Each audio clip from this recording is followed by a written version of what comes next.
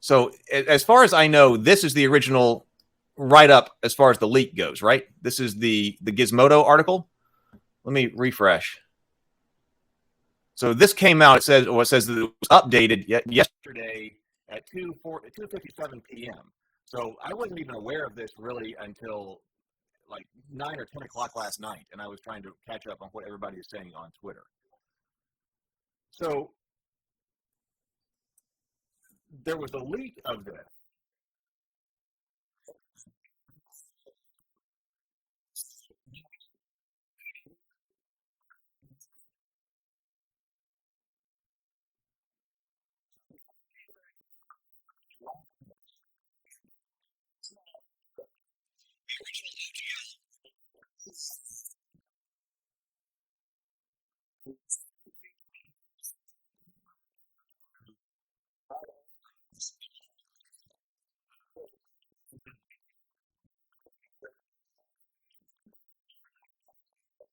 I was trying to find that because that was the original.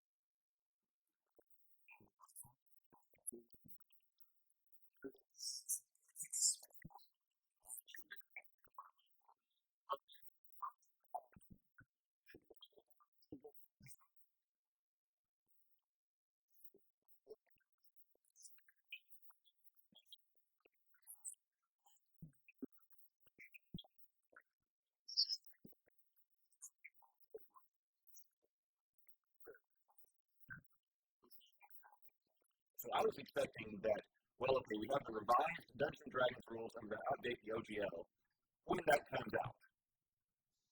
But maybe it's sooner than that. And I see, has anybody read the actual leak? This surprised me. Okay, a lot actually. The original open gaming license is a relatively short document coming in under 900 words. The new draft, which was provided to I09 by a non-WotC developer, is over 9,000 words long. Has anybody actually read that? Or know where we can find that? If you know where you can find that, could you please post a link in the comments or also in the Discord server? Because I would like to be able to take a look directly at this 9,000 word document for credibility issues, right? Because you're relying on what other people say about things. So if there's access to this 9,000 word document, I'd like to see it. But on the other hand, in order to publish some role-playing stuff, I don't want to read a 9,000 word license and have to agree with all that. It addresses new technologies like blockchains, NFTs, and takes a strong stance against bigoted content, explicitly stating the company may terminate the agreement if third-party creators publish material that is blatantly racist, sexist, homophobic, transphobic, bigoted, or otherwise discriminatory. Now, see, technology is another thing that I think is important to address. Because I can see, I mean, a lot has changed in 20 years as far as technology goes. And that's why I would have said, well, yeah, probably a new license is going to communicate a lot of, is going to deal with a whole lot of new technology stuff. So if there's just a 6th edition and a new OGL for 6th edition, yeah, probably there's a lot of stuff we need to think about as far as technology goes that was not even around then. Guitar Guy Nick says, I wouldn't recommend OSR due to their transphobia and Republican views. Rhino Watcher says, free marketing Critical Role gives WotC is like saying paying an artist is in exposure has merit. Yeah, I'm sure they're doing a major breakdown on that. Free marketing CR, the free marketing that Critical Role gives to Wizards of the Coast is like saying paying an artist in exposure has merit. Yeah, I can. Wizards of the Coast would probably take a lot of that that perspective. DnD, the flamethrower. I'm not sure what that has to do. what that's a reference to. Stray says, your inner light, LOL. Come to think of it, I do need a new cult robe after that last fireball fall. Guitar guy Nick says, sorry, not OSR. So this is not OSR, but TSR, maybe? Okay, well, we'll see. Guitar guy Nick says, as a Pathfinder 2nd edition player, they want to revoke the OGL that Pathfinder is created on. So we've just been starting to look at Pathfinder 2nd edition here on this channel. For some reason, it fell off my personal radar after 1st edition, and I've been trying to get back to that to see what it's all about, because the books are over here on my shelf. So Stray says, Guitar guy Nick, it's funny I read what you put, but it registered as TSR, not OSR, LOL. Seems my brain pan agrees with you. I don't know anything about that side of it. We're primarily, when I'm looking at these things, I'm primarily just looking at the rules and stuff. Guitar guy Nick, LOL. KL says, how much of this do you think is because of the fact that the president of Hasbro, the president of Wizards of the Coast, and vice president of Wizards of the Coast all come from Microsoft? Well, no, I didn't know that. I didn't know that. So that's interesting. Well, if that's the case, that does seem to shed some additional light on that, right? Because that's what I'm talking about with corporate geekdom. Whether or not, well, the idea of corporate geekdom and what it is, that a disconnect between corporate leadership and what the people who are enjoying this and actually the consumers and the player base want. So there's that disconnect. When you get those things right, you can really create some amazing things. But then if you get that wrong and you start alienating your player base, which seems to, or your fan base in general, which seems to happen. We've seen instances where that's happened in several different properties, and now all of a sudden we might be seeing it with Dungeons and Dragons. You would think somebody would learn eventually. Guitar guy Nick says, I think nerd immersion made the cynical point that the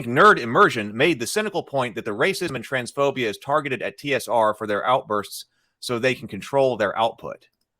Not that they actually care about those things in a meaningful way. See the Hadozi debacle? I don't know anything about that. So I don't know anything about that. So we'll have to, could be, maybe somebody else knows. Okay, so now, of course, but the problem with this is always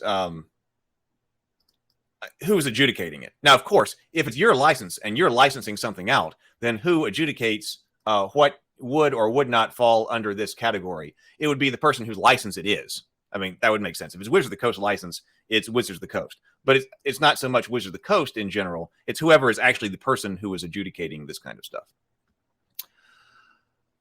Okay. But one of the biggest changes to the document is that it updates the previously available OGL 1.0 to state that it is no longer an authorized license agreement. By ending the original OGL, many licensed publishers will have complete overhaul of their products and distribution in order to comply with the updated rules. Large publishers who focus almost exclusively on products based on the original OGL, including Paizo, Kobold Press, and Green Ronin, will be under pressure to update their business model incredibly fast. So incredibly fast. And so when I was thinking about incredibly fast, I was thinking about, if this comes out in 2024, then that's pretty fast in order to have to make adjustments to, especially if you're doing print stuff. Now, it's still not easy to update like formatted and laid out PDFs and things like that. But also, moving to print models, you may already have stuff in print and blah, blah, blah. That's, a year would be fast to make adjustments, but they might be talking about even faster than that. So this is no mistake. According to the document procured by IO9, the new agreement states that the open gaming license was always intended to allow the community to help grow D&D and expand it creatively. It wasn't intended to subsidize major competitors, especially now that PDF is by far the most common form of distribution.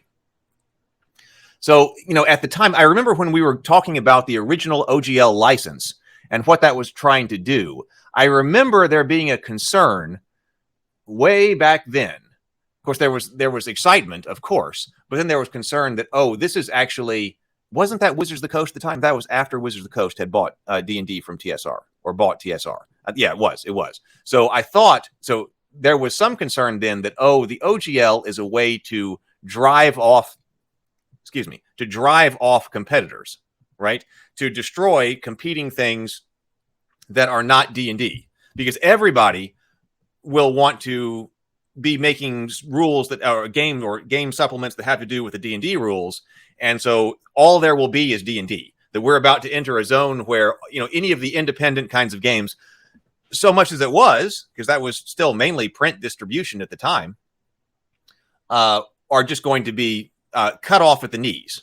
So there was some concern, I remember, that the OGL was intended to eliminate competition for other game systems. So now I think it's interesting here that we've got this idea that potentially the OGL has subsidized the competitors to D&D. And see, that's what is D&D? That's a very different, the answer to that question is very different than what is Forgotten Realms or what is Dragonlance, right? What is D&D? At its core, is D&D only a set of mechanics? And I think that has to do with one of the reasons why I don't feel particularly brand loyal to D&D. I mean, I've enjoyed D&D. I like D&D. But Dungeons and Dragons itself is not something that I would want to make part of my lifestyle. It's tabletop gaming would be. Tabletop role-playing gaming in general obviously is. I run this channel and I do this show. But any type of identity, should we say, it's not surrounding D&D specifically. So the sentiment is reiterated later in the document. The OGL wasn't intended to fund major competitors, and it wasn't intended to allow people to make D&D apps, videos, or other things than printable materials while using gaming. We were updating the OGL in part to make that clear. And that's why I said if it was just a revision for the OGL for the 6th edition, I would get it. Like there weren't D&D apps, videos, and all that in 2000, whenever that first one came off. So that's something that probably should be addressed. Paizo didn't comment. See, and this is Chris Promise, founder of Green Roden Publishing. There isn't any benefit to switching to the new one as described. So he's definitely taking in that a switch. Like, you're not going to unauthorize something, but why would I switch over to something? So Witch of the Coast declined to comment. I hadn't said this. A spokesman directed to the O9 blog to a blog post the company published in December, which reassures the community that will not materially affect the majority of people working in the industry. So I do want to bring that up because I read that, but I didn't get a chance to talk about it. So so what will happen to the original OGL?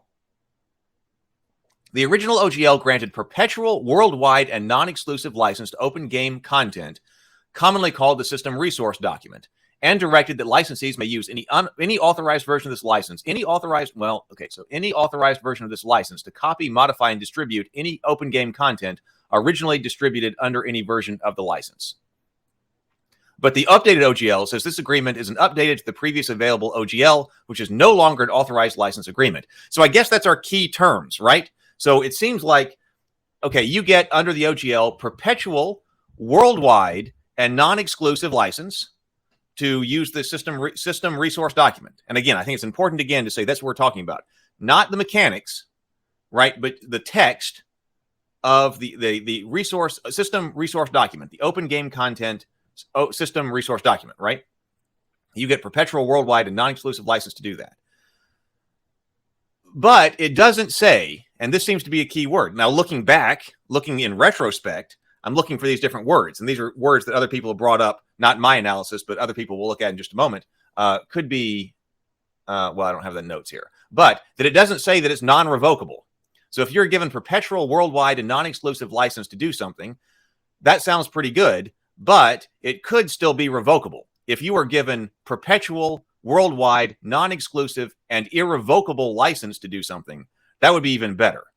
And now we have this word right here, may use any authorized version of this license to copy, modify, and distribute. And so is that another way to get out of it? That, well, who determines whether a version is authorized or not? Well, Wizards of the Coast and Hasbro would undoubtedly say themselves.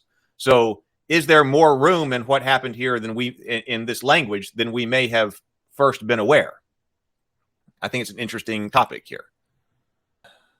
So, but okay, so on the subject of the OGL, Grimhild says, before the OGL, before Wizards of the Coast, TSR would legally attack any website with third-party D&D homebrew. That's okay. So that seems to be part of what's going on here, which I was not aware of, and I certainly wasn't aware of at the time. That one of the things that TSR did was be very heavily litigious, I guess is the word, against third-party material or fan content or things like that was using stuff from Dungeons and Dragons. So is that the case? And so I had been reading then that the OGL and the system resource document was another reason that may have come about was saying that we're deliberately not doing that, right? That we're deliberately not doing that. And we're going to be much more welcoming to other people in the community than had previously been the case. So I don't know how that, like, without the internet, that would have been largely pre-internet, right? So I don't know how I would have gotten that information. I would have also been much younger. Stray said, as far as the information regarding TSR's legal tactics, I wouldn't have had access to necessarily. Stray says, what's D&D? Well, you see, a dragon loves a dungeon very much. Grimhild says, I started college in 92, and that was when the web was new, and we used a lot of FTP sites and used it before the web made it easier. Back then, homebrewers were upset and started calling them $R. I think I do remember that. Because, yeah, the internet was around, of course, in 2000. But it wasn't doing the things it's doing now, obviously. But I do remember that moniker, the $R. I remember also but, I just remember generally liking the TSR stuff. And so when all of a sudden, I just remember, TSR is going down. I remember being, oh my God, like how terrible. And that Wizards of the Coast is buying them. Of course, they had Magic the Gathering, and I wasn't into Magic the Gathering. And I remember then kind of like, corporate, I didn't have the term, but it would have been the same sentiment. Corporate geekdom, right? Corporate geekdom. Wizards of the Coast is coming in to buy TSR. Guitar Guy Nick says, Hasbro are doing a capitalism, and they want to monopolize the space so that they are the red dragon in the TTRPG space. I hate it. My new BBEG is Wizards of the Coast, and then it's Hasbro. Grimhild says, when Wizards of the Coast took over and released the OGL with D&D 3E, a lot of people were relieved. Right. So those are the two sides of the coin. So the relief with that, right, that, oh my God, so if that was all the case, when I wasn't aware of that at the time, all of the TSR legal situations, I can definitely see that the release of the OGL and the SRD with D&D 3E would be a major weight off people's shoulders. That would have been incredible. There would be the counter to that, here's another way to take out competing systems, because everybody's going to run to that. But in that case, I can definitely see it being a relief. And if you were one of those people who thought, oh my God, here we have the relief, then all of a sudden what's going on now, or being rumored and leaked, I can see being a major concern.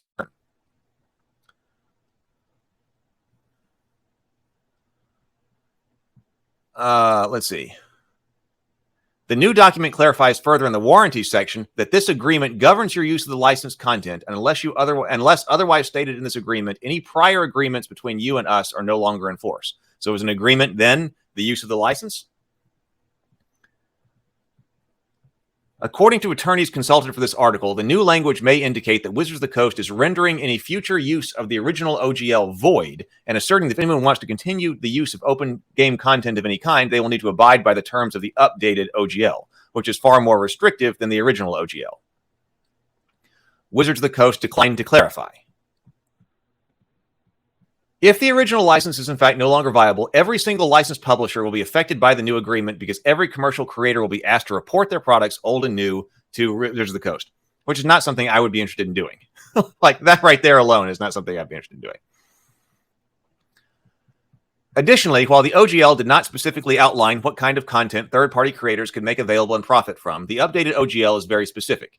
The updated license only allows for the creation of role-playing games and supplements in printed media and static electronic file formats. It does not allow for anything else, including but not limited to things like videos, virtual tabletops or VTT campaigns, computer games, novels, apps, graphics, novels, music, songs, dance, and pantomimes.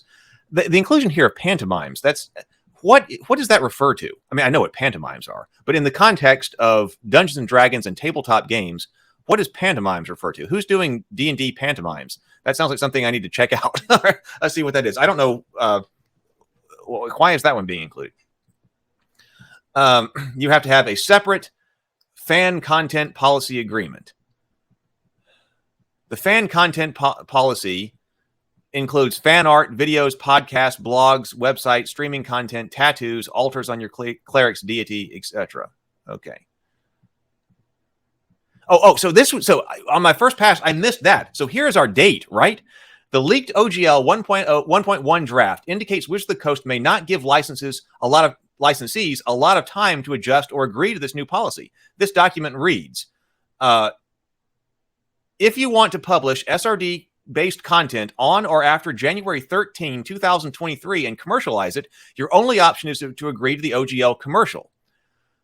Like, what is this? This is already the 6th. I mean, I was thinking that a fast update would be a year, but like next week? See, that also is surprising to me because like if this is a draft thing, this is leaked. I mean, that date, like they would be putting something out or a comment or something like that. I mean, they'd have to publish this like Monday or something like that, or Tuesday. Maybe they're judging the reaction or whatever in order to make that kind of adjustment for next week, because that just seems shockingly fast. So that's where that January 13th date comes from. Like, what? IO9 source indicated that the final version of the document was originally intended for release January 4th, which is still not a lot of time at all, which would have given companies and creators 7 business days to agree and comply. Like, what are we talking about? That's fast.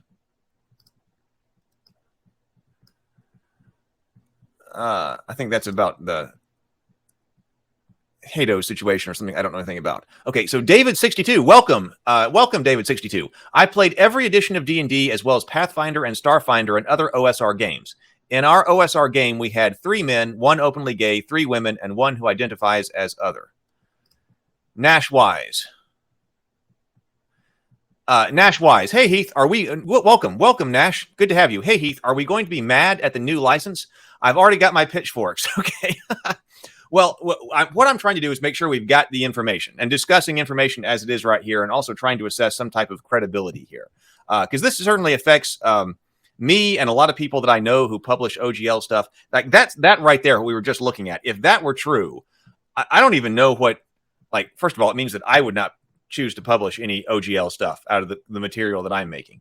But also, like, I've got 2 friends I can think of immediately who have works out in the OGL. Like that would be insanely fast. So I mean, that would be ridiculous. And because I've got those books that were written with OGL content that have not been published yet, I have no idea what happened there.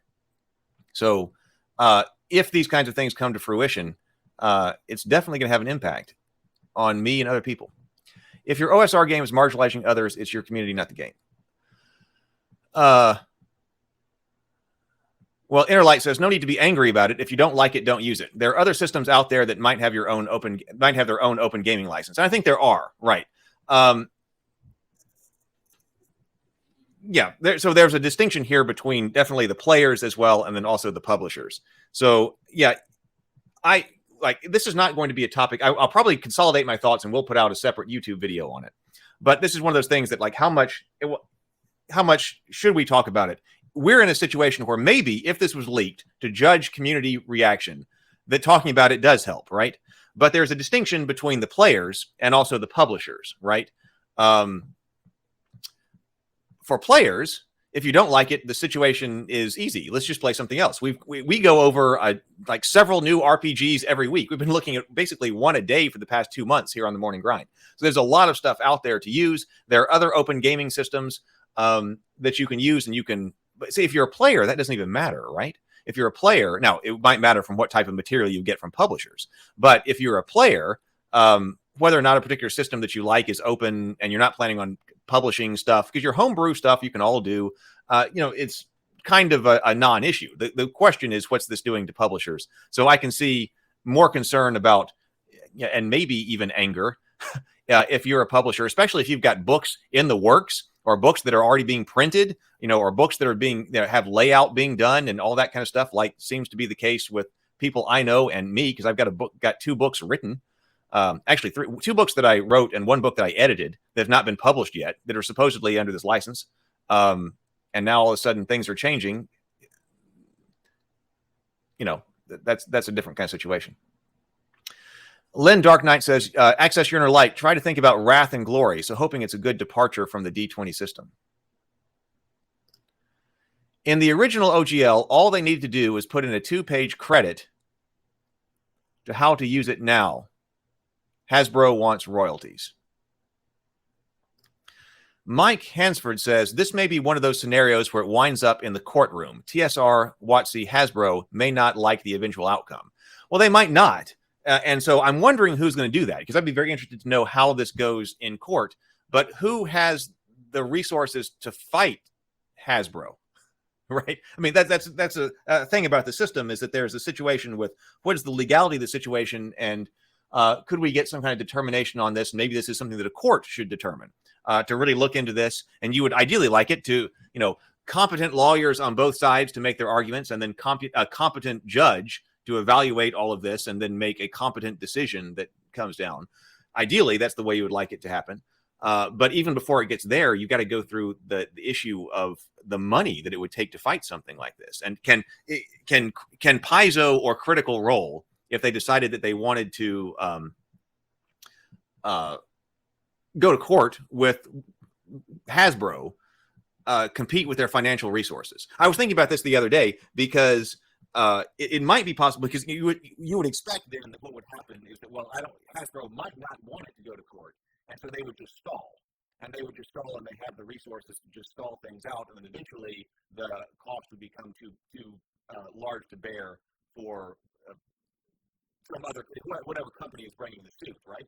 But it might be the case that in social media world today, that company, that kind of strategy wouldn't be as viable in the past, because it would be all about how Wizards of the Coast or Hasbro is stalling. Like, we want this to be adjudicated in a court. Here's our argument. We want it to be heard. And Hasbro, for all these different reasons, or Wizards of the Coast or whatever, is not allowing, is using stall tactics to try to prevent it from being heard. That would generate even more ill will toward them in the social media sphere. Now, maybe it's the same people who were already upset, so maybe they wouldn't lose anybody. But it seems like in a social media environment, if you are stalling and not allowing a decision to come out, maybe that's a way to compete here, or a way to get that done. We are now using a tiered earning systems. There is also some clarity about patron and tips. Basically, if your content is available for free elsewhere, but people can support you voluntarily without having their access affected, you're considered non-commercial. That's an interesting clarification there.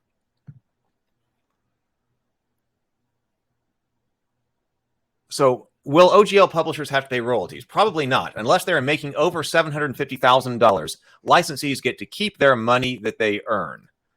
Let me turn back on my do not disturb. But the new OGL states that the commercial agreement covers all commercial uses, whether they're profitable or not. So if you go in the red on Kickstarter that earns $800,000 in backing money, you will still owe Wizards of the Coast, regardless of the fact that you did not profit from your venture.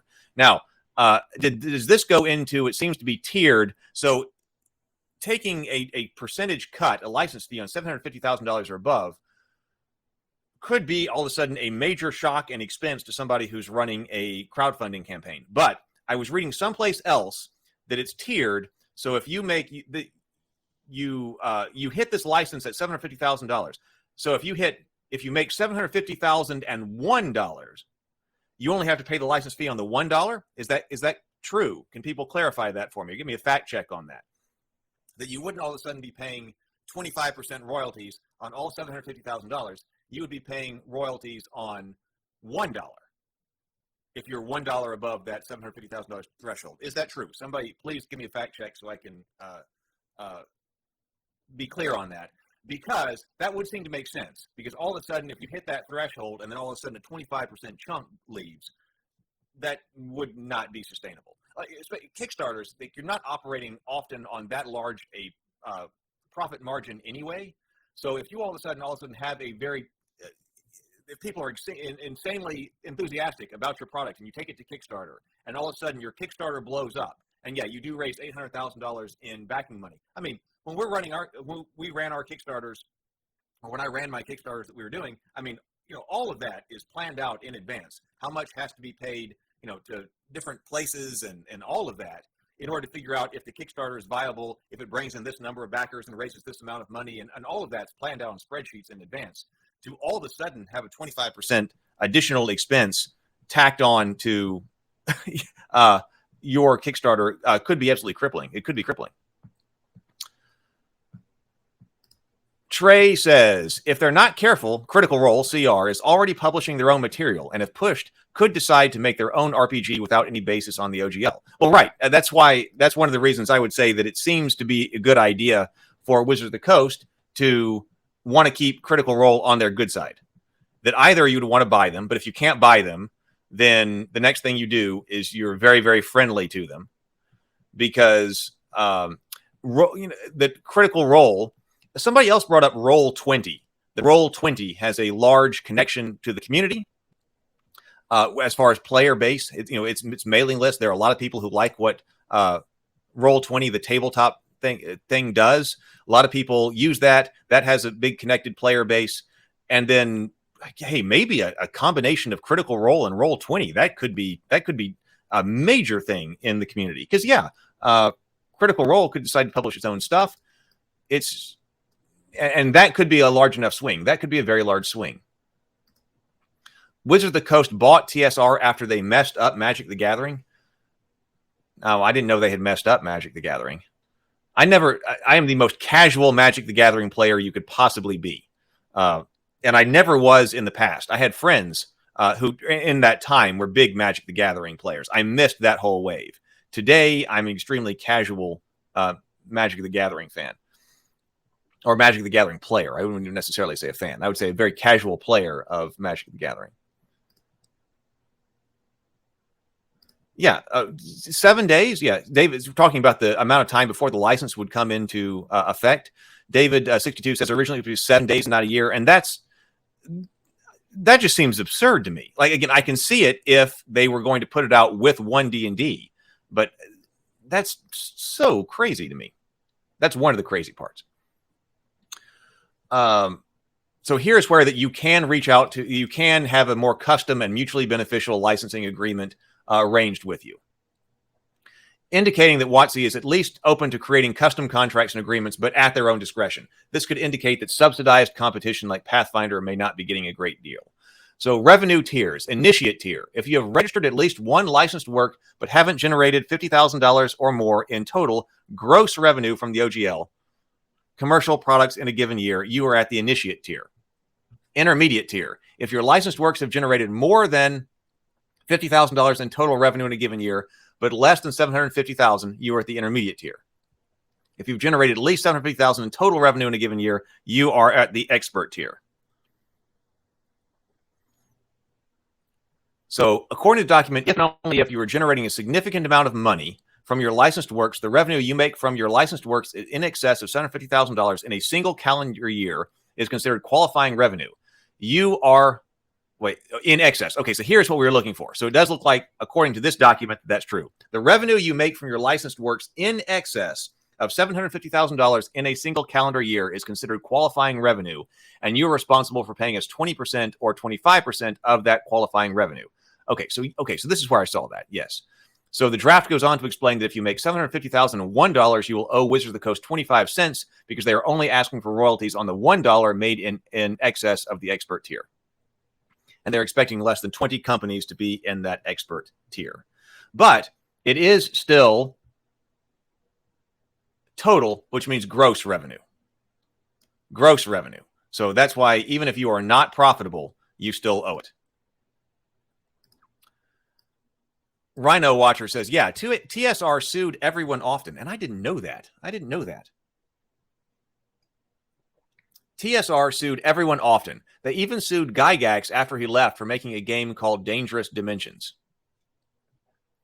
TSR Lynn Dark Knight says TSR had no chill, this has become entirely new information to me as far as what happened back there with all of that kind of stuff. Oh, guitar guy Nick, see you later. Have to go. Got some guitar teaching to do. Well, have fun. Yeah, you have fun too. Sounds interesting. KL says, it's interesting that Wizard of the Coast removed alignment from monsters before they revealed that they were in fact a business monster. From now on, we should write it Wizard of the Coast, typically lawful evil. So Andrew has some information on pantomimes. Thank you, Andrew.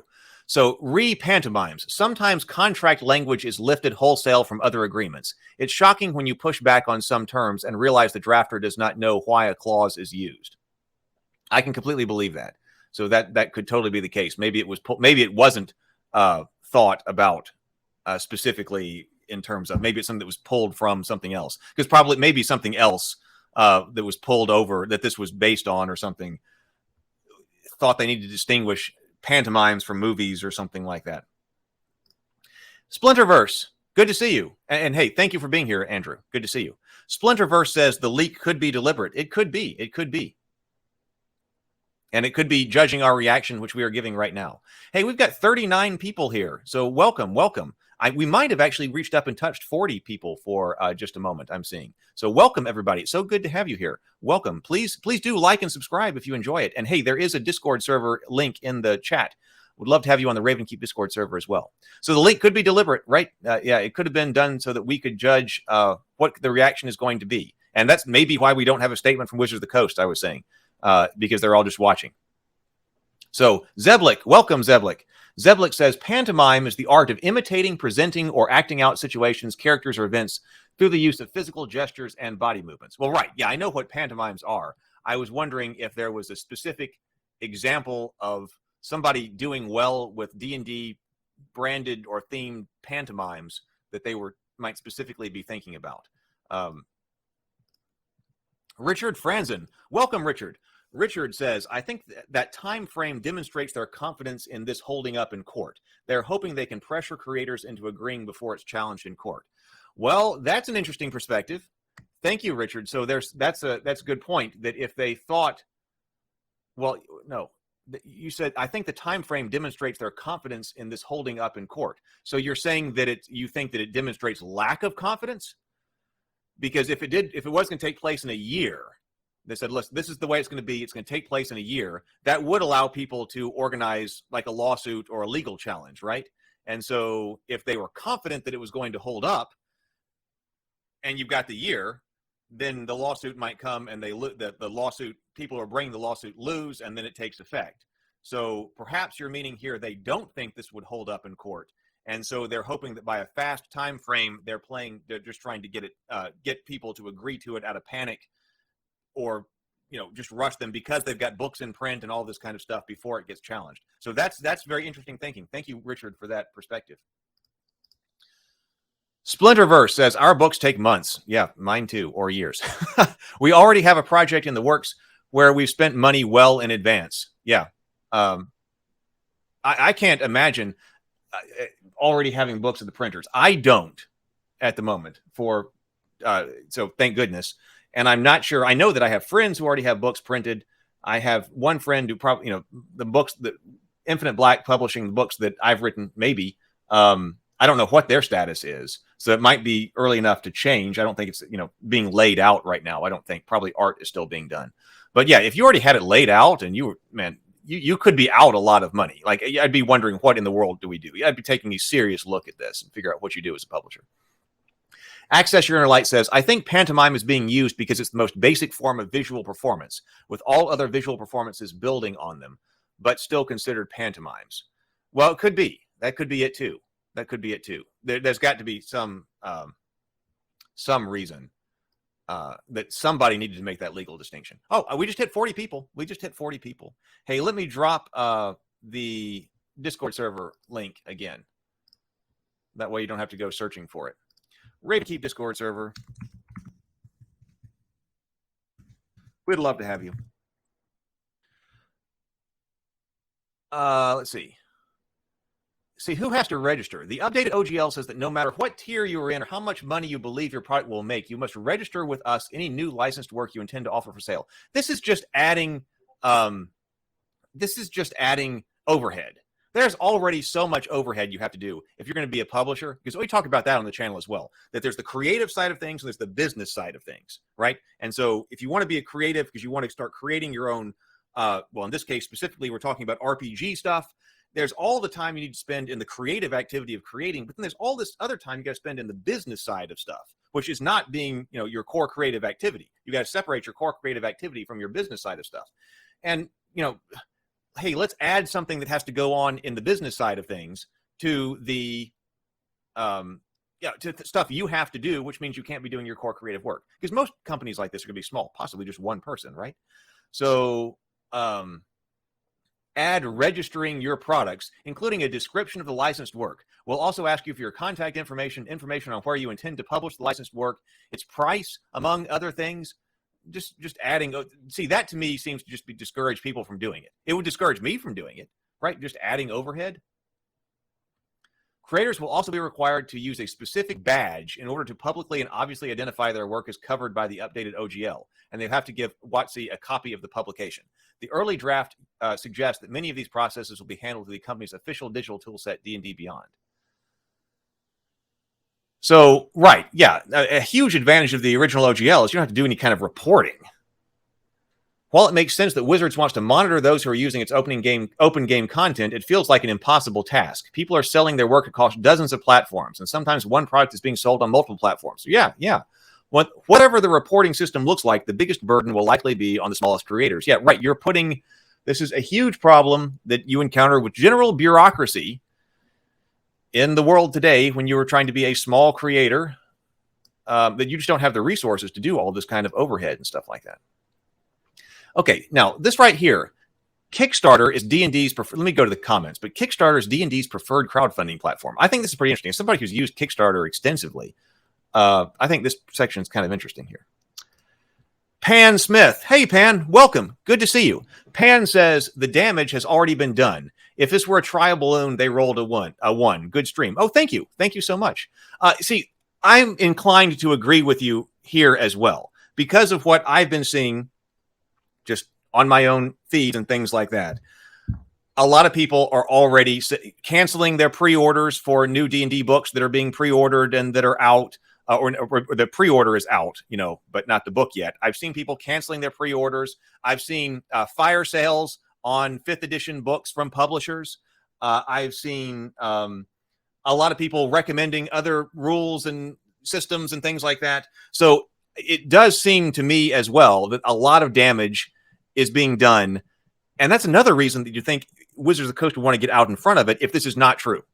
So we're trying to assess credibility here too as well, because we're not saying that we know what's happening because we got the leak and blah, blah, blah. So we're talking about this in that context. But what is true is what Pan is saying here, that a lot of damage is already being done. A lot of damage. I mean, so Wizards of the Coast is not out in front of this at the speed at which the internet moves, especially if it's not true. So yeah, this may be a watershed moment in the tabletop gaming industry, whether or not they even choose to revise later. I mean, if they choose to pull it all back, the fact that this is something that could happen is now on the radar, and it's going to change the way people operate. I think it already has. Lynn Dark Knight says, the Pittsburgh Sharpening Spring News. Once it's over, we can decide to break up the tour.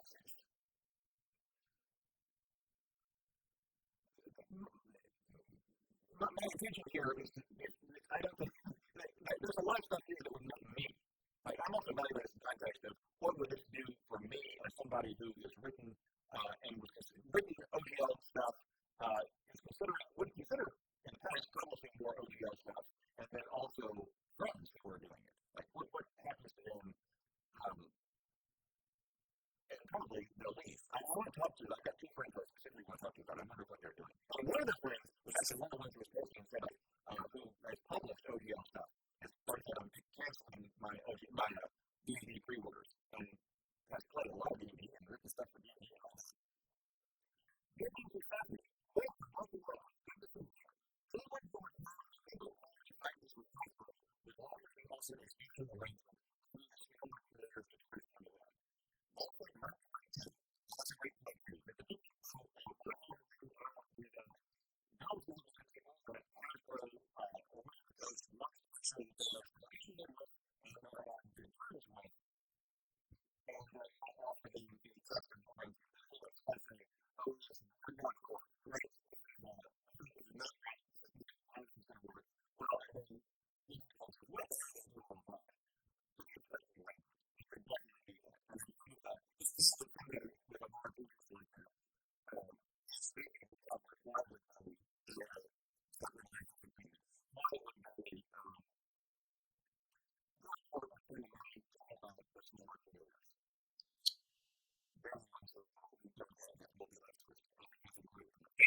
respectively. Thank you, Building Persephone. Great point. Rhino says, one of the things a lawyer brought up, the new OGL makes it to where they can change the agreement at any time and for any reason. Obligations the publisher to destroy products with the old OGL. Yeah, see, that's... My coffee's gotten cold. I may have to refresh my coffee in just a second. That's true. See, if you can change the agreement at any time, I wouldn't want to be operating as a publisher with that type of licensing agreement. If it can just change at any time, you can have the rug pulled out from you at any moment, right? And so, yeah, I wouldn't operate like that. I wouldn't operate that. And Building Persephone says, hi, by the way. Oh, hi. Yep. Hi. Thank you for being here. So let's take a look, before we go to more comments, let's take a look at the DnD, because also this gives us some verification on credibility. So I've got a tweet up here. So let's look at crowdfunding and then look at this this tweet. So Kickstarter is DnD's preferred crowdfunding platform. Online crowdfunding is a new phenomenon since the original OGL was created, and the new license attempts to address how and where these fundraising campaigns can take place.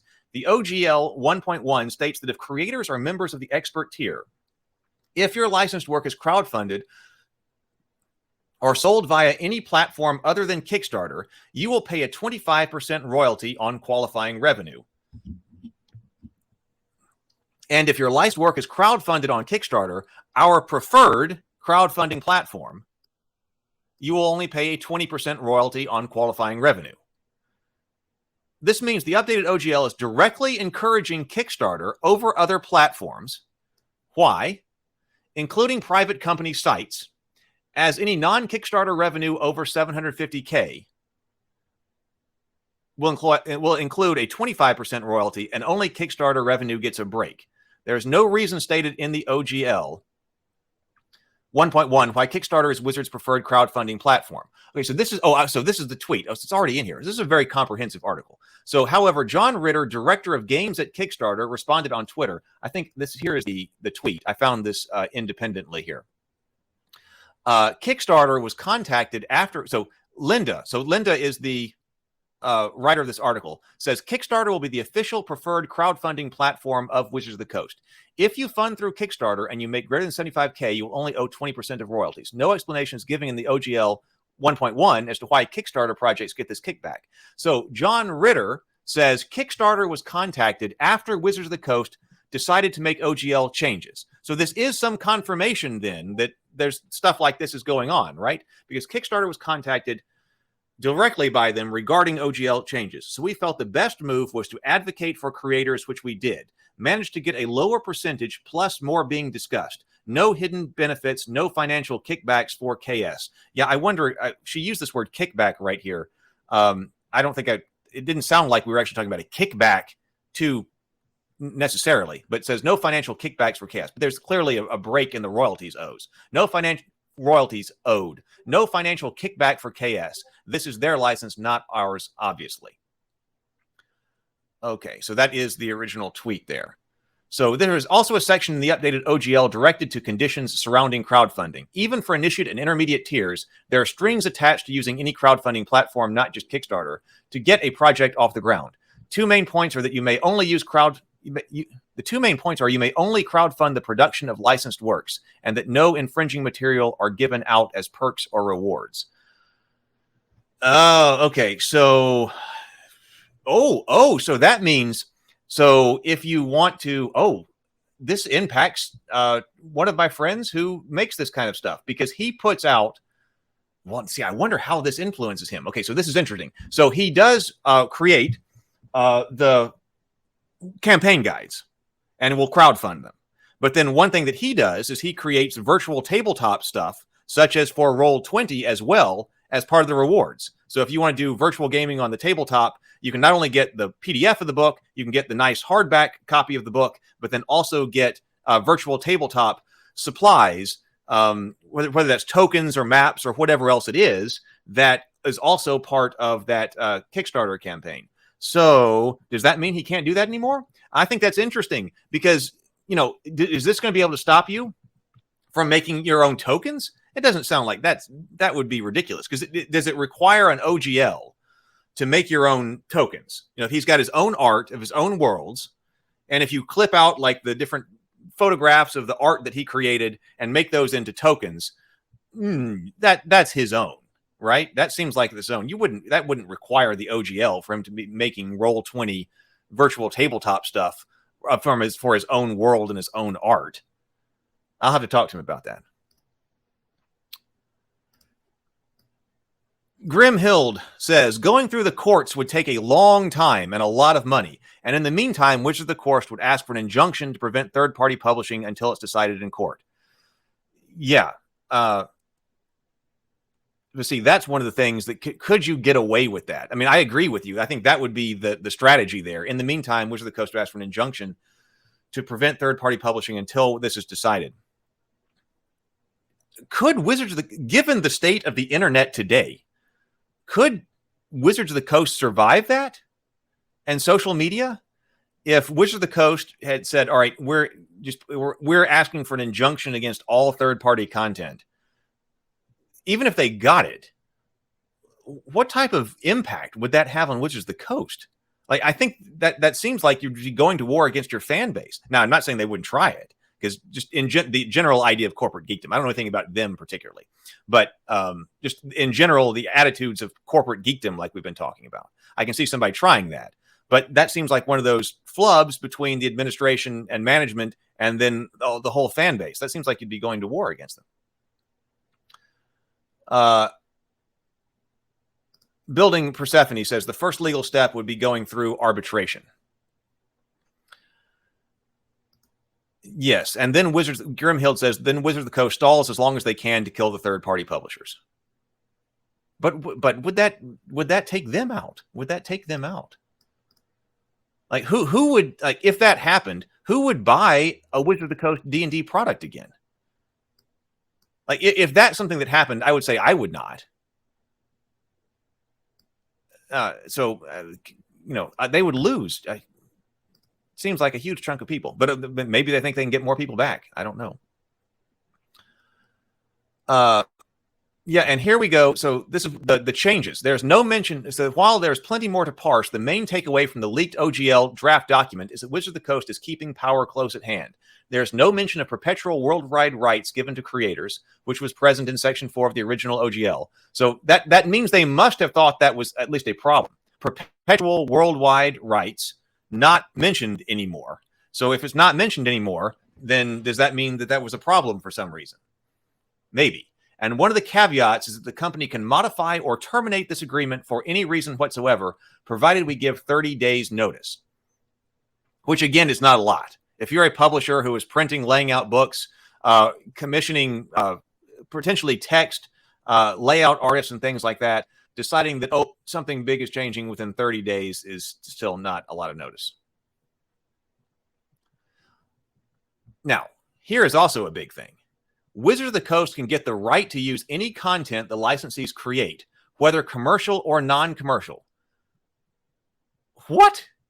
Wizards of the Coast also gets the right to use any content the licensees create, whether commercial or non-commercial. Although this is couched in a language to protect Wizards products from infringing on creators' copyright, the document states that for any content created under the updated OGL, regardless of whether or not it is owned by the creator, Wizards will have a non-exclusive, perpetual, irrevocable, worldwide, sub-licensable, royalty-free license to use that content for any purpose. What? Okay, let me read that again because I'm still trying to soak that in. The document states that for any content created under the updated OGL, regardless of whether or not it is owned by the creator, Wizards will have a non-exclusive, perpetual, irrevocable, worldwide, sub-licensable, royalty-free license to use that content for any purpose. Well, now here we're using the words perpetual and worldwide. And notice they've added that word irrevocable, which we were just talking about, right? So here is non-exclusive and perpetual returning what in favor of them, and saying this is irrevocable. Like, that is an obvious no-go. I mean, so there are reasons why, like, okay, well, we're looking, because we're creating worlds and stuff and game systems here on this channel, right? So up until all this was happening, I was like, well, possible on the list of possibilities is making some stuff for 5th edition, using the OGL, as it stood, up until this release, pretend this is a leak. So it's not something that's actually changed yet, but this is just a leak. But up until this leak here, well, of course so the overhead of trying to submit licenses to them, even if you're not hitting the monetary threshold, putting the monetary threshold aside at the moment, even if you're not hitting that, the overhead of trying to submit all of my work to Wizards of the Coast for their approval, I guess, or at least their documentation and entering their database, is not something that I'd want to do. That's just too much overhead. But on the other hand, what is this? That actually this is going the other way. It's the ability for Wizards of the Coast to take what you're doing and your work and your IP to have a non-exclusive, perpetual, irrevocable, and sub-licensable royalty for like that. That's a complete no-go. Like, I would not create anything like with a license under that under those terms. Never. And I don't think any of my friends would either, because I've got friends who are trying to do basically the same thing that I'm trying to do. Some of them all different stages of the work about world building, trying to put out IP. And a lot of us want role-playing games to be a part of that world building and that whole spread of things that are created for worlds. And a lot of us obviously really value our worlds as intellectual property. And there's just no way that you would sign anything like that. You would publish anything like that under an agreement like that. Absolutely no way. So there are a lot of implications in this extended policy, and the ramifications of the updated OGL. So this would be huge to me, and I haven't seen that quite talked about explicitly on Twitter, but it could just be me. There are a lot of implications on this extended policy, and the ramifications of this updated OGL could have a chilling effect on new licensed products. No kidding. As only static products are included, all work that publishers do for virtual tabletops may have to be offered as non-commercial free products. Well, that might be some way that somebody could put out a non-commercial free tabletop stuff, but you should be able to get paid for your work. You do all that work, it's your world. I don't think there's anything, like I said, I could be wrong, because I've never made virtual tabletop stuff for Roll20. People tell me that I should, but I haven't gotten it yet. But you could make stuff for that doesn't include anything that has to do with D&D, which disincentivizes their production. The royalties associated with any company making over $750K could also prompt publishers to hold back extra products or scale down projects that stay under the expert tier. But that can be difficult. I mean, that would be very difficult in something like Kickstarter. Because if you've got a really hot product that 10,000 people want, like, you can't stop people from pledging, right? So all of a sudden you go over that tier and all of a sudden you got all this. Wizards of the Coast is clearly expecting these OGL changes to be met with some resistance. The document does note that if the company oversteps, they are aware that they will receive community pushback and bad PR. Well, that seems to be happening. And we're more than open to being convinced that we have made a wrong decision. Well, maybe so, but as we were just talking about, as Pan was talking about, brought up here, the damage may already be done. Trey says, Critical Role has the cartoon on Amazon, so that would mean that Critical Role Amazon would have to pay Hasbro for retroactive money. I do not think Wizards of the Coast Hasbro would want to go against Amazon, CR, and court. Hey, we just hit 45 people. Welcome, everybody. I'm so glad to have you. This is a record-setting morning grind live stream. Welcome. I'm so glad you're watching and hope you're enjoying it. I'll say again, please do like and sub if you have not yet and you are here. I'd absolutely love to have you for more. But yes, Trey, now that is an excellent point that Trey is bringing up here. I had forgotten about that not only did Critical Role do so well on its crowdfunding campaign and its first season of its show, all of a sudden Amazon picked up its second season, right? So Amazon, there's somebody who could, there is somebody who actually could fight Hasbro. I think it would be no problem for Amazon to fight Hasbro. So, but again, now there's a situation where Wizards of the Coast would have to punch up at Amazon. Amazon would be punching down at Wizards of the Coast. So I think and might be easily done. So, but then again, because Wizards of the Coast probably knows that, looking up at Amazon, who's got this TV show, Amazon, that is extra, gives extra incentive for Wizards of the Coast to offer Amazon and Wizards and Critical Role one of those special deals that's independent of this. But that's excellent thinking, Trey. Excellent thinking that Amazon does have a stake in this potentially because Amazon funded the second season of the Critical Role show. Yeah. Rhino Watcher says, it makes physical books pre-printed a huge liability because of the clause to destroy products with old OGL versions. And that's why I think I've seen the fire sales, right? I've seen fire sales going by on Twitter saying like, hey, because we have those books, fire sale time, let's get rid of them and never return. Never return.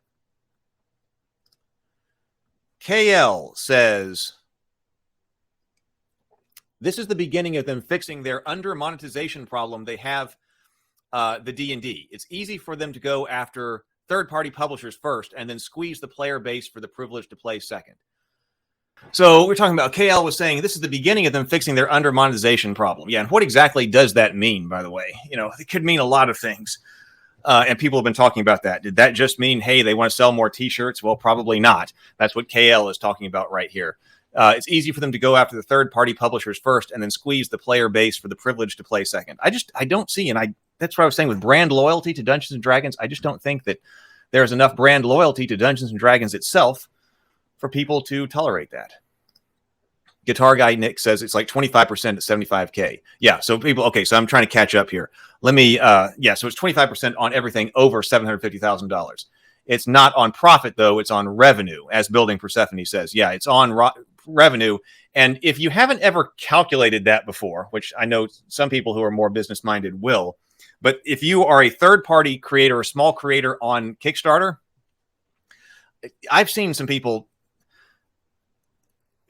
have deals based on total revenue that they really didn't understand. And it's just ridiculous deals that people agree to that can absolutely cripple your ability to make any money whatsoever on what you're actually trying to do. I know that some people will be like, oh, listen, they're raising all this money on Kickstarter. Listen, behind the scenes, when you're looking at numbers, manufacturing costs, freight costs, which went through the roof, of course. I think freight's coming back down a bit now. But, for a while, freight was through the roof. Shipping is more expensive than ever, of course. You're talking, when you start breaking down numbers, and then you add on an extra 25% on revenue, gross revenue, that can hurt. Grimhild says, what makes it worse is the royalties are probably based on gross income instead of net profit. Right. That's what we're just talking about. Net profit would be better, but I can also understand why no one wants to go through that hassle. Because if somebody were negotiating the other way with a license, how exactly you define, you have to be very careful about how you're defining profit if you're going to be taking a percentage out of profit. Because in some ways, I'm thinking about like films who say that an actor will get a certain percent of the profit or something like that. But the idea of the distribution of films can be so corrupted or have such corrupt accounting that there are a lot of films. They're like, yep, this film didn't make any money. We don't owe you anything else. So that's why people want to go gross instead of net, because Wizards of the Coast does not want to have to get into people's like accounting to make sure that they're calculating net the right way. And they probably, even if you're not making any money, they might still not want you selling their D&D products, So that's the thing. So that's why you set a limit on the Kickstarters of 749,000. But how can you do that? Is that something new on Kickstarter? I haven't actually looked at all of the Kickstarter stuff lately, but I've never seen. I haven't been trying to. I do have a project that's loaded into Kickstarter, but I'm not ready to run it yet, which is not D&D related, so it's not an issue. But there's no way that I knew of when I was running my Kickstarters that you could actually tell it, I don't want to raise more than this amount of money. That actually sounds like something that GameFound might do.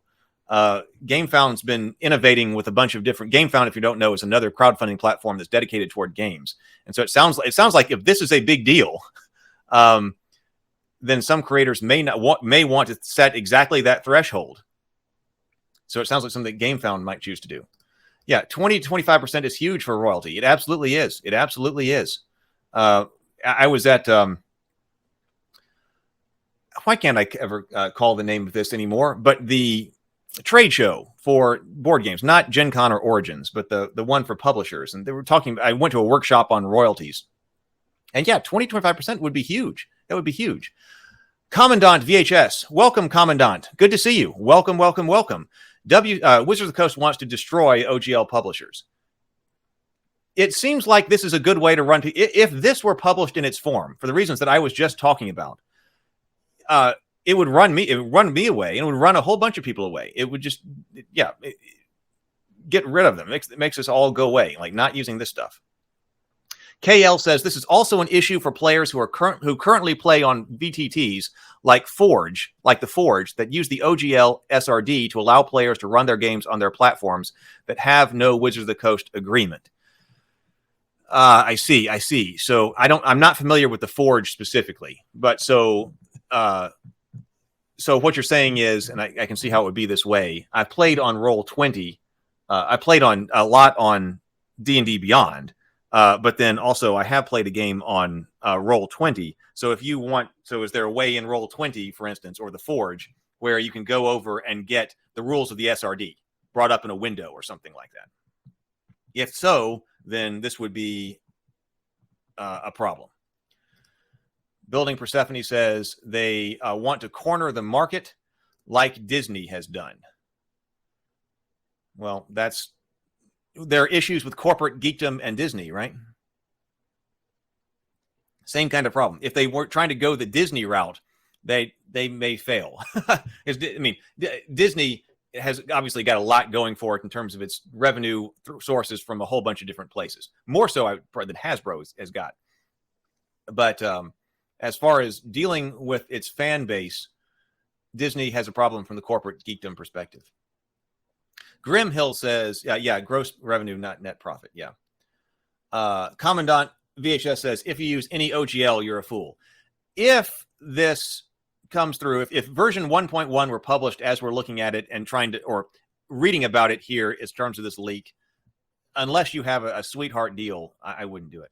Roll20 also owns OBS. Splinterverse says, Roll20 also owns OBS, which is behind DM's Guild and Drive-Thru RPG. Okay. I talked about OBS. I mentioned this when we're talking about under monetization. And when somebody said in the comments that Roll20 owns OBS, and when somebody said OBS, I was immediately thinking of the software the streaming software that you use. And that's not true in this context. OBS means one bookshelf, which is behind Drive-Thru RPG. I did not know it was behind DM's Guild. That's really interesting. So I did not know it was behind DM's Guild. So that's another layer to this. So Roll20 owns OBS, which has this connection to Wizards of the Coast then because it's behind the DM's Guild. That's interesting. Yeah, Commandant VHS says you can't copyright game mechanics, only patent it. We were talking about that earlier in the stream. Troll Lord Games is having a fire sale on all their 5e books. They are one of the fire sales that I saw go by on Twitter. Building Persephone says you can't copyright mechanics, but you can copyright terms and phrases as used in game mechanics. Like so, saving throw, DC, CR, etc. could all be challenged under the license. Grim Hill says, Trey, the Critical Role series on Amazon Prime was based on their live stream D&D Campaign 1, but for the animated show, CR removed any Wizards of the Coast D&D specific references. I'm not sure. Really? I have not watched the show.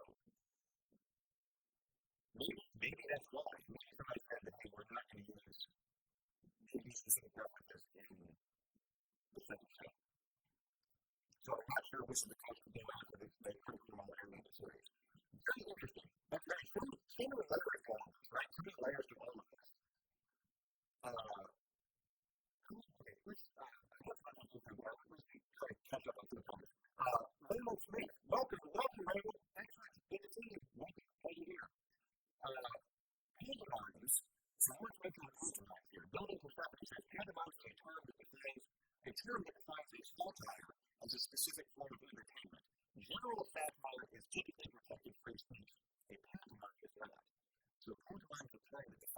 satire as a specific form of entertainment.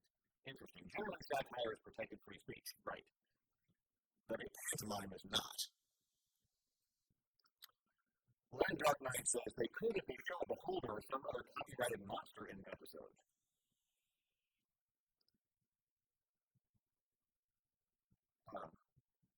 That goes back to the pantomime thing, so that's interesting. Or red, green, black, and bronze dragons? Well, Smog is a red dragon, right? Or Smog the Golden?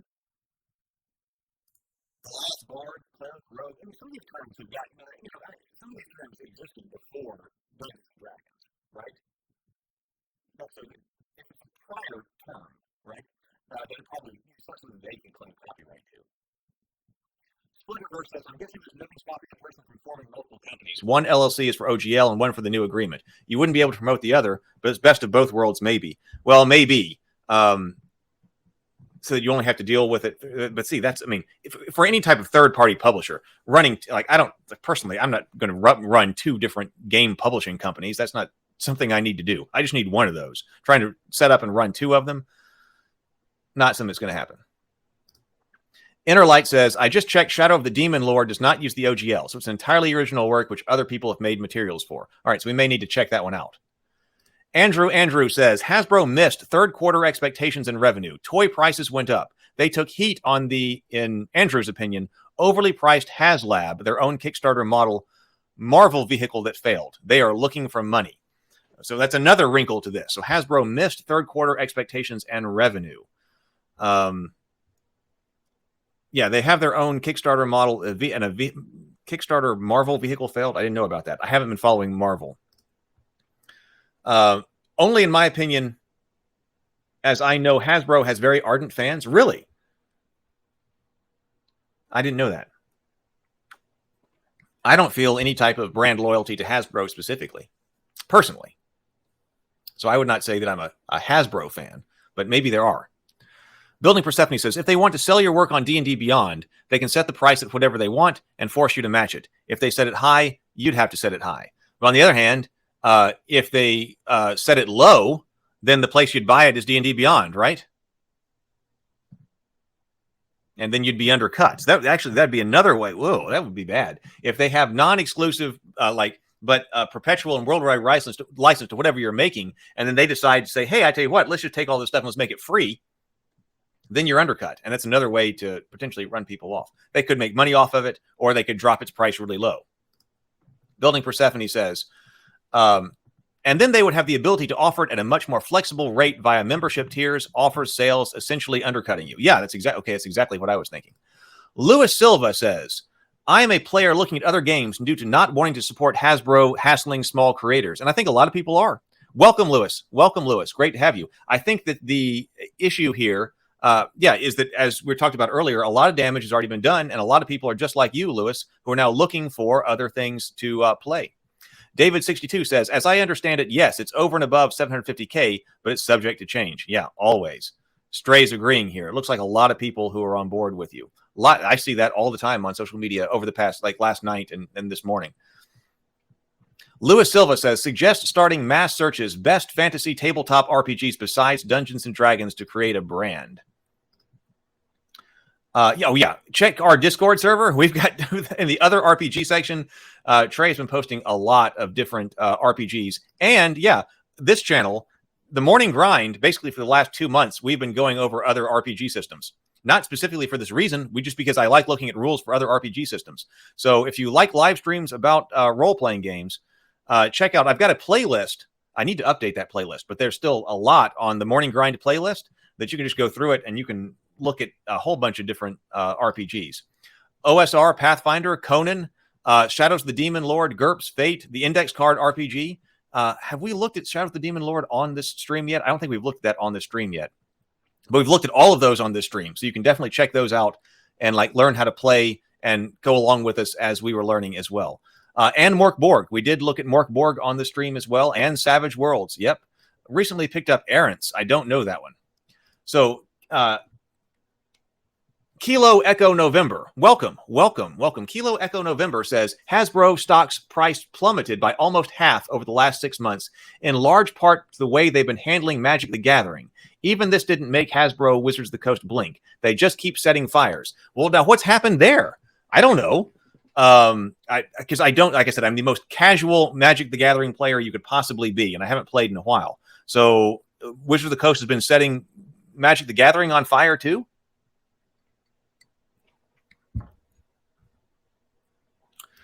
Dragon Warriors. Access Interlight says tons of games out there other than Hasbro Wizards of the Coast created ones. Absolutely. And many of the games rooted in the OGL may have a strong enough IP of their own that they will break free. Lewis says doing the searches would set fire under the search engines. It was just a suggestion to flag the issue. Building Persephone says, your inner light. I hope so. It does sound like they're hedging to be able to go after anyone if they wanted it to, though. David62 says, I've already gone on D&D Beyond and deleted all my homebrew and characters. I've logged off for the last time. Yeah, we'll see. I wonder, I've got, that's a good point too. I know friends who have put a lot of homebrew material on D&D Beyond in order to run the campaigns with, right? That's been an important part of using D&D Beyond. I've got, I play both ways as far as technology goes. I play in some games where technology is forbidden at the table and it's all pen and paper. But then I also played in games that fully embrace digital tabletops. I created on the channel, I've got a video where I create one of those TV screens for the table. And so we've used that as well and fully integrated D&D Beyond. And in those games, lots of homebrew material is going in so we can all pull it up. And it's been great.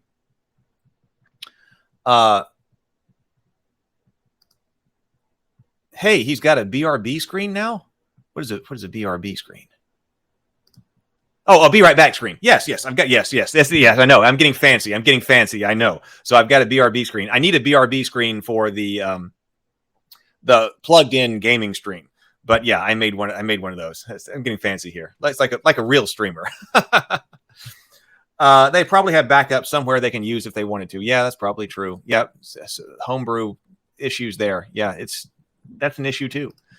Building Persephone says, it would hurt me deep in my heart to see influential creators like Critical Role, Kobold Press, or Paizo take a special deal and not try to fight or boycott this attempt to monopolize the community.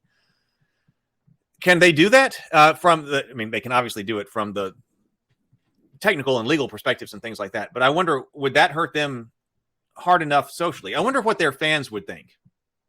Well, I don't know. So that's an interesting thing too. It would hurt. Yeah, it would hurt. Okay.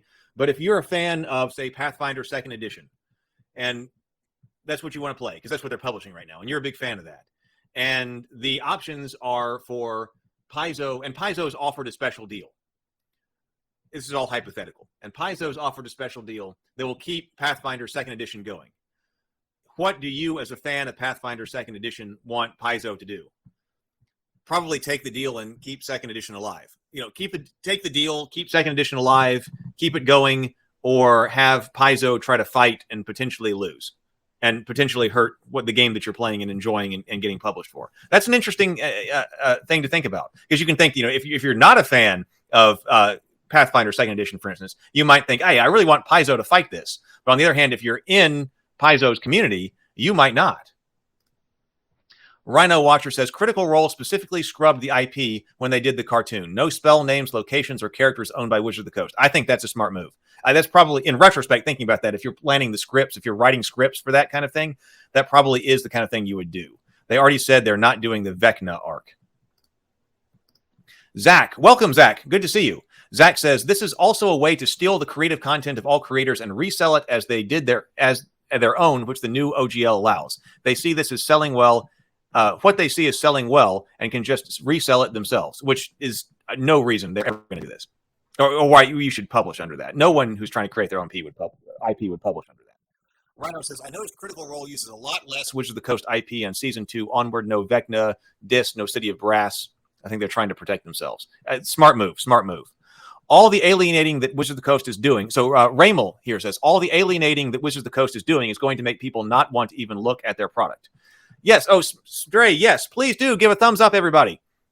Please do hit a thumbs up on the stream if you are enjoying this. Maybe get some more attention out there and bring more people to our community here in the Geekverse. Would love that. Please do give a thumbs up and subscribe. There's more to look at over here. This is there's more to go on. Zimblick says, is there any official word from Hasbro and Wizards of the Coast regarding the OGL? Not that I was aware of at the time I started this stream. Now, that doesn't, of course, I might have just missed it. But if somebody does see that somebody has posted something or a tweet or something like that, we definitely want to look at it. Okay, so definitely let us know if somebody sees something like that while we're live, and we'll go over there and take a look at it. Thank you, GM Hild. I didn't realize I was that far behind.